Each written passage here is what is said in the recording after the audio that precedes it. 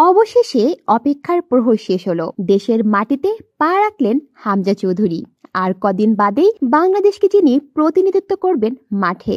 কয়েক হাজার মাইল দূর থেকে তার আগমনী বার্তা শোনার পর থেকেই অপেক্ষার প্রহর গুনছিলেন দেশের কোটি কোটি ফুটবল ভক্ত।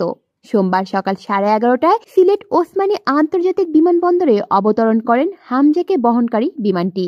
এরপর বিমানবন্দর থেকে ছাদ খোলা জিপে হামজাকে নেওয়া হবে হবিগঞ্জের বাহবল উপজেলার স্নানঘাটে তার নিজ গ্রামে। এই মুহূর্তে বাংলাদেশের ক্রীড়াঙ্গনে সবচেয়ে আলোচিত নাম হামজা দেওয়ান চৌধুরী। কিছুদিন আগেই বাংলাদেশের জার্সিতে খেলা নিশ্চিত হয়েছে ইংলিশ ফুটবল এই ডিফেন্সিভ মিডফিল্ডারের। অবশেষে অপেক্ষার অবসান ঘটতে যাচ্ছে।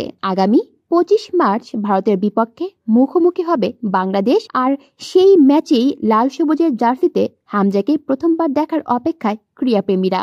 বাংলাদেশের ফুটবলে এর আগেও বড় বড় তারকা এসেছে বিদেশ থেকে। জামাল ভুঁইয়াকে দিয়ে যে যাত্রা শুরু, তার সর্বশেষ সংস্করণ হামজা। ইংলিশ প্রিমিয়ার লিগের ক্লাবে লেস্টার সিটির খেলা হামজা বর্তমানে ধারে খেলছেন চ্যাম্পিয়নশিপের দল শেফিল্ড ইউনাইটেডে। কলি শিকদার, বাংলা নিউজ নেটওয়ার্ক।